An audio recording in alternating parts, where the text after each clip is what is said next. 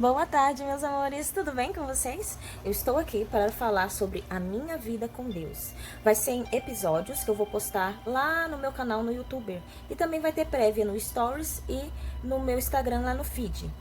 Para vocês ficarem ligadinhos e acompanhar toda essa trajetória de vida. Para quem não me conhece, eu me chamo Naira Ferreira de Matos, mais conhecida como Naira Matos. Nasci na Bahia, né? Dia 12 de maio de 1986. Isso mesmo, eu tenho 33 aninhos. E a minha vida nunca foi assim muito, né, fácil. Ela foi maravilhosa, mas não foi fácil. Eu anotei aqui pra vocês e vou ler, desfechar um pouquinho. Bem, pra quem não me conhece ainda, me chamo Naira Matos e nasci no dia 12 de maio de 1986 no estado da Bahia, cidade São Félix do Coribe. É a cidade onde eu nasci. Beijos. Criada em uma família tradicional no interior da Bahia, a minha vida sempre foi maravilhosa, porém cheia de contratempos. E o que Deus tem a ver com isso? Vamos ver? Eu vou falar aqui pra vocês. Já vou explicar. Naquela época, meus pais trabalhavam muito para conquistar seus objetivos, mas a minha mãe era dona de lar e cabeleireira. Ela tinha um salão de beleza, né? Na própria casa.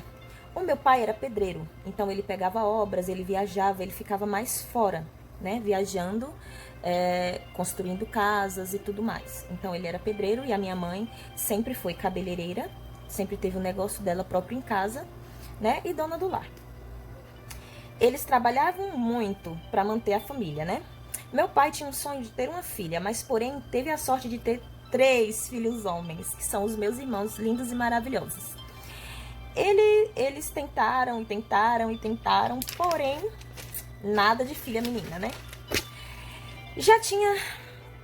A esperança já estava pouca, né, gente? Então eles resolveram parar um pouquinho. Muito sábia minha mãe, temente a Deus, ela orou a Deus e pediu a Deus que, se fosse da vontade de Deus, ele lhe concederia uma filha, que era tão desejada para todos, né? Aí o tempo passou, né? E um belo dia, a minha mãe, ela exausta do seu trabalho diário, da sua rotina, encerrou seu dia com orações e agradecimentos por tudo que ela, né, conquistou naquele dia. Portanto, ela reforçou a oração a Deus. Falou: Deus, se for da sua vontade para eu ter uma filha menina, né, que o meu esposo tanto deseja, que o Senhor faça esse milagre, porque eu já não tô crendo mais. São 3 filhos homens, então eu não tô crendo mais nisso. Gente, tudo bem. O tempo passou, né? E ela deixou a vida levar. Um belo dia, ela pegou no sono e teve um sonho. Isso mesmo, ela sonhou. No sonho, ela via que ela estava grávida e que seria sim uma menina. Mas tinha um porém, que a menina tinha que se chamar Naira. É isso mesmo. Minha mãe sonhou, isso não é conversinha, não é historinha boba. A minha mãe sonhou, teve esse sonho e ela despertou na madrugada. Ela despertou com isso e ficou com isso na cabeça. Ela pegou um pedacinho de papel e anotou o nome, Naira. Deixou lá anotadinho. E voltou a dormir, né? Porém, teve aquele sono conturbado, não conseguiu dormir mais, ficou pensando nesse sonho que ela teve, não é? Naquela madrugada, ela não conseguiria mais dormir, ansiosa e esperançosa, né? Amanheceu o dia e ela já estava de pé, fazendo as suas obrigações. Suas clientes e amigas e irmãs foram chegando durante o dia, e ela não resistiu e começou a contar o sonho que teve. Todos acharam que não foi um sonho comum, que aquilo sim era uma revelação, já que ela era tão temente a Deus e fiel, né? Os dias se passaram e finalmente veio a resposta que ela tanto queria. Exatamente. Ela confirmou com os sintomas e tudo mais que ela estava grávida. Isso trouxe uma imensa felicidade para a família, principalmente para o meu pai e para minha mãe, né? Lógico. Mas também trouxe uma preocupação. Poxa, nesses tempos de hoje em dia, como que a gente vai criar mais um filho, né? São 4 agora. Aí meu pai falou: não tem problema, vamos trabalhar duro e juntos nós vamos conseguir. E foi o que eles fizeram, trabalharam duro. A minha mãe, ela trabalhava em pé, grávida, cansada, com a barrigona. Ela trabalhava de noite, fazendo cabelo, pintando, escovando, fazendo penteados de noiva, várias coisas ela fazia. A minha mãe é super talentosa até hoje, gente. E o meu pai, super trabalhador, pegava as obras, viajava, porém sempre deixava alguém para dar uma olhada na minha mãe, nos meus irmãos, né? Ou seja, minhas tias, sempre auxiliava eles, né? Naquela época, né? Porque lá naquela época era difícil, né? Agora que a gente, vou sair para trabalhar e volto 6 horas. Não, não é assim. Meu pai viajava, ficava dias fora, meses, entendeu? E a minha mãe ficava trabalhando em casa, segurando a barra, cuidando dos filhos e escovando o cabelo de cliente, dando dicas de cores e tudo mais. Tudo bem, o tempo se passou. E aí, meus amores, você me pergunta, Naira, o que Deus tem a ver com isso? Vocês vão logo entender. Eu já falo pra vocês. Bem, meus amores, quando a minha mãe descobriu que estava grávida realmente e que confirmou que ia ser uma menina, ela ficou super feliz e o meu pai também, né? Lógico, ficou todo babão.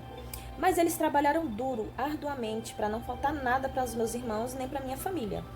Com isso, o tempo se passou e chegou o grande dia, o dia do nascimento dessa bebê, que sou eu. O grande dia chegou e todos estavam ansiosos, sentindo fortes dores, né?